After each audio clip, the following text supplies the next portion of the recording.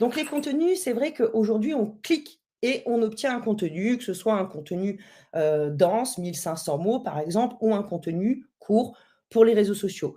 Du coup, bah, forcément, ce contenu à grande échelle, on va se retrouver avec une sorte d'infobésité, hein, une ultra concurrence de contenu et finalement, bah, qu'est-ce qu'on recherche? On va évidemment réduire le temps, on va évidemment réduire le coût de production, mais c'est pas tout. Là où on va pouvoir se démarquer, c'est en créant du contenu vraiment ciblé et du contenu expert. Donc c'est là où, en fait, on va pouvoir finalement se différencier de la masse de contenu qui va être créé, conçu par l'IA, mais sans apport de l'intelligence humaine.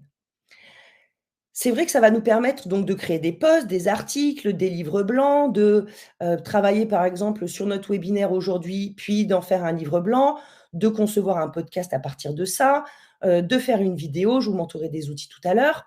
Donc c'est vrai que c'est extrêmement riche, on a une palette qui s'est densifiée et qui va nous permettre à nos niveaux, non seulement de gagner du temps, mais de prouver notre expertise. Je vous donne un exemple, l'ultra-personnalisation des contenus qui est poussée par H&M grâce à l'intelligence artificielle et ils vont se servir de l'intelligence artificielle et de la connaissance de leurs audiences pour optimiser les campagnes grâce à l'intelligence artificielle. L'opportunité que nous, on va pouvoir identifier ici, c'est cette valeur ajoutée et ce contenu expert que l'on va pouvoir pousser.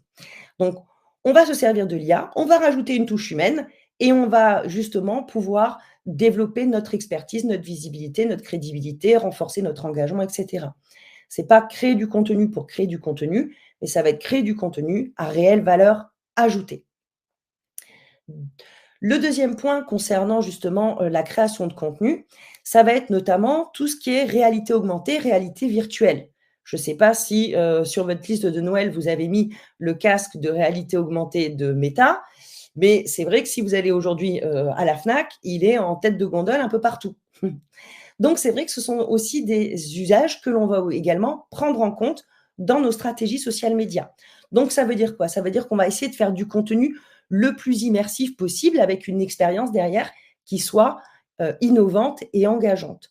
L'idée, c'est de, créer un ancrage positivement mémorable et derrière évidemment une certaine viralité avec ces nouveaux outils. Donc, je vous donne un exemple, Nike qui, sur Snapchat, permet justement d'essayer virtuellement des chaussures. Donc forcément, derrière, le taux de conversion, il augmente, hein, et l'expérience liée à la marque, elle est positivement mémorable.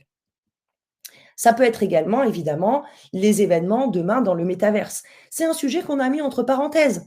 En plus, il est arrivé entre guillemets «au mauvais moment». Juste après est arrivée l'intelligence artificielle qui a remis les scores à zéro, hein, le chaos global et donc en effet, c'est quand même une tendance que l'on va garder à l'esprit. L'opportunité pour nous, c'est de créer des expériences qui soient interactives, immersives et que l'on puisse toucher en plein cœur, donc émotionnellement, notre client, notre cible, notre audience.